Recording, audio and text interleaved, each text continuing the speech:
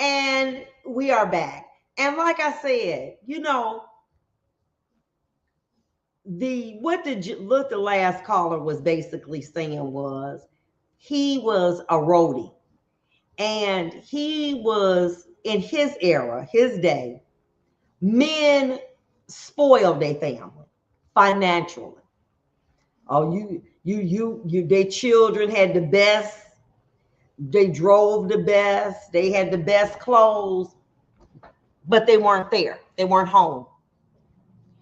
And it fell on the mother to basically train them. That was her job. But the man was always gone out in them streets getting that money.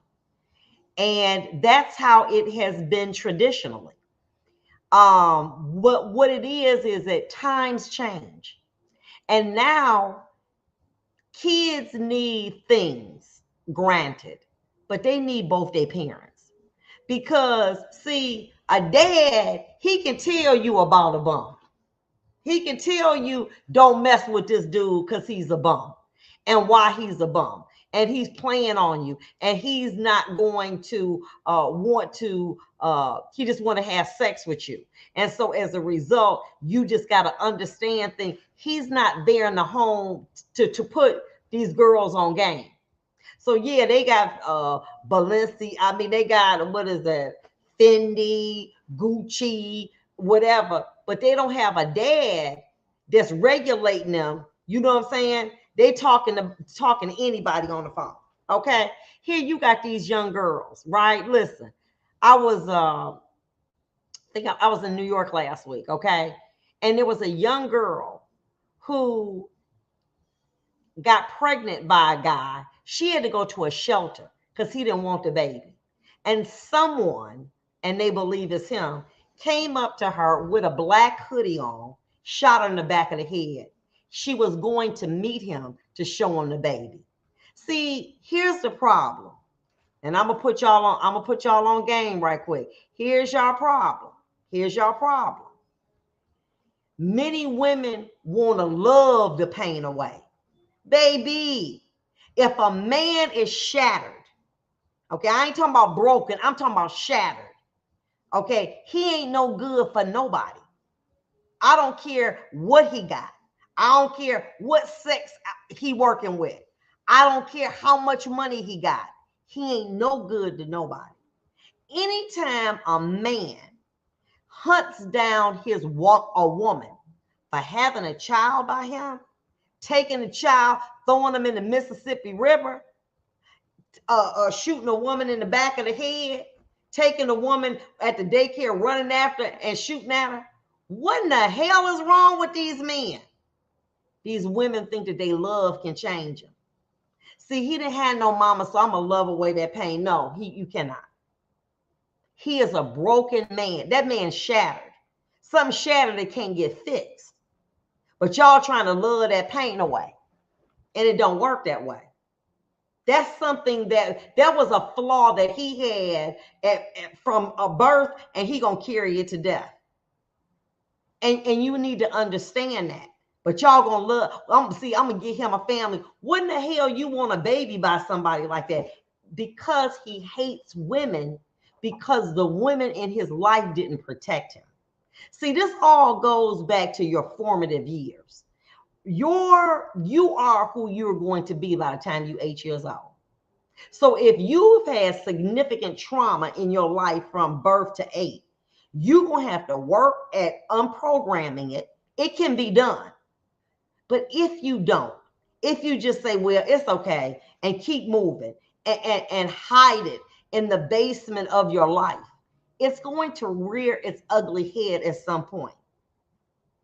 And many times what happens is these men say, I don't want the baby, and they hunt those women.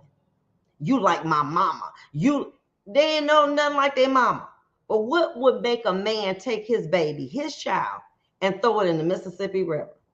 What would make a man, potentially, we don't know, but somebody to come down and put a hoodie on and shoot a woman in the back and head, execution shot, and run away when she was going to meet the baby daddy just to show him the baby? Because she's been raised on love. he's been raised on abuse. And if a person has been raised on chronic abuse, unless they get some help, they're going to do two things. They're going to become an abuser, okay? Or they're going to seek help. People who have parents that are alcoholics are drunks or they hate liquor, but there's no in between. And so what we have to realize, and we got to train our kids, baby, he's shattered, Mom. He nice, but that ain't even no dating material. Huh? That ain't even no dating material.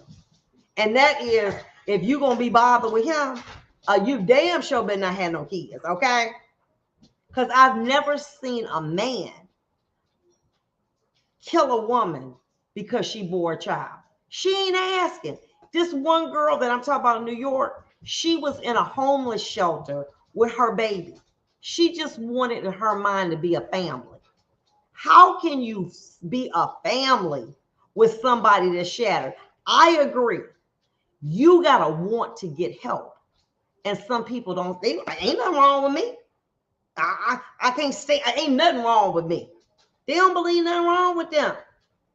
You got to first say, you know what? It's something wrong.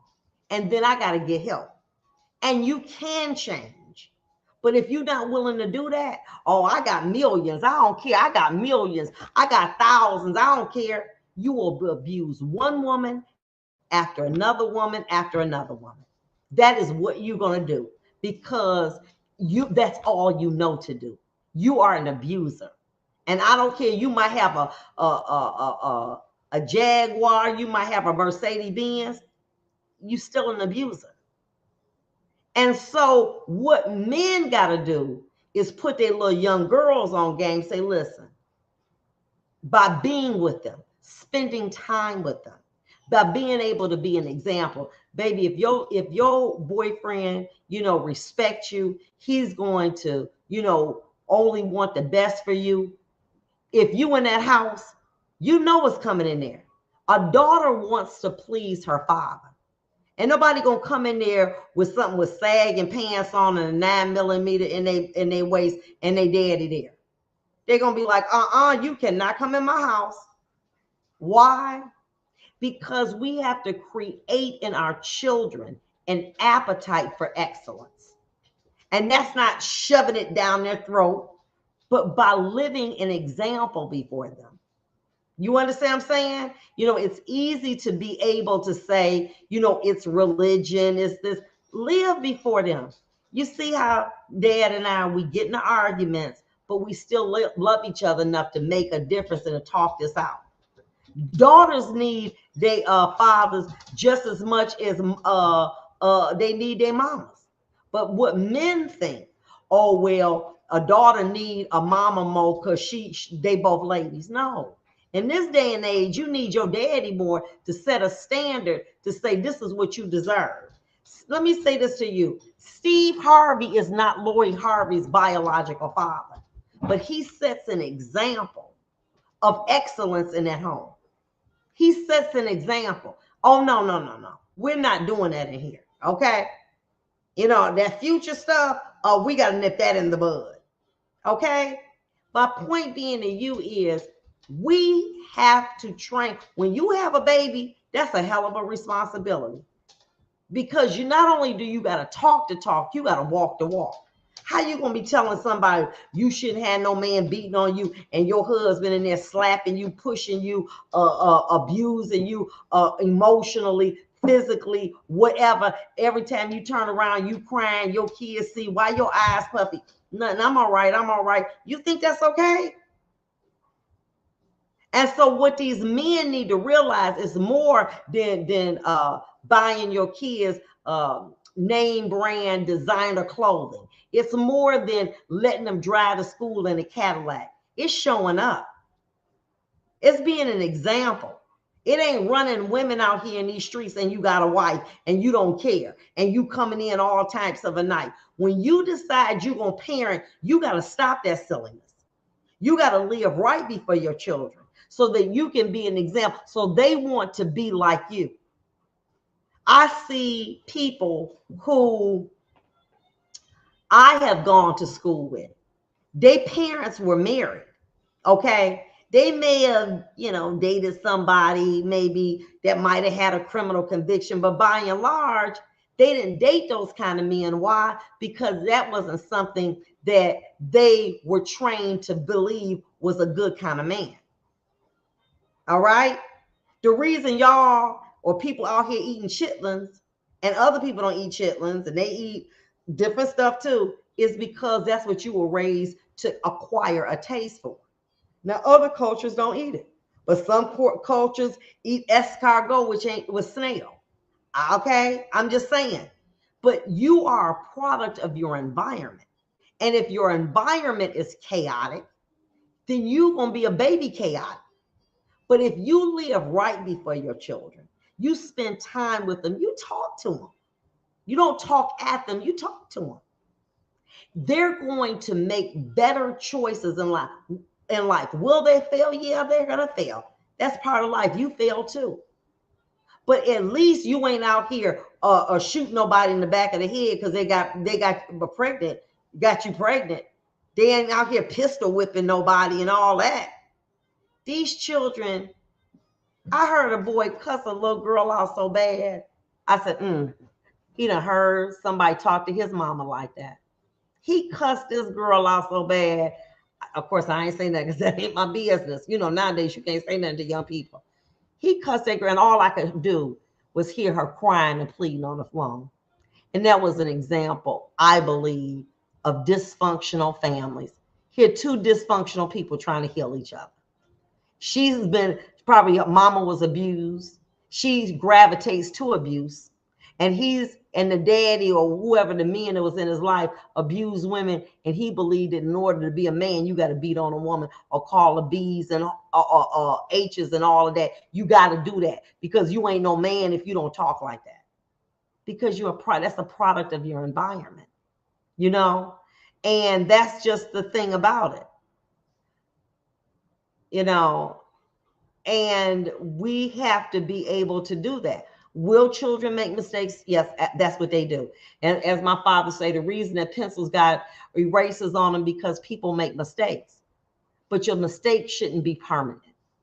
It shouldn't be a situation where, and like Susan Johnson said, best kept that nickel between your legs or whatever. It's wonderful. Have sex when you're modded. That is beautiful. Oh, I hope that happens. That's probably less than 1% of the world. That's less than 1% of the world. Okay? Because if a person want to do it, they're going to find a way to do it. And what amazes me is that many of the women that are, you get saved and that's a wonderful thing. And then you forget how you live. Oh, well, see, let me explain this to you. I was a virgin until married. We've been married 30 years. Now, if that's your story, you talk to me. But half y'all out here doing anything and everything with somebody, then you get saved, then you condemning other people. But you talking about, listen, I respect those women. I waited until I was married. I was married at age 26. The first man that I ever was with was my husband. That's beautiful. I don't know nobody like that. Okay. And that's from the from the preacher to the president. I don't know the president, but I'm saying they didn't do that. So it amazes me how people start to get saved and now they get changed. We'll be back.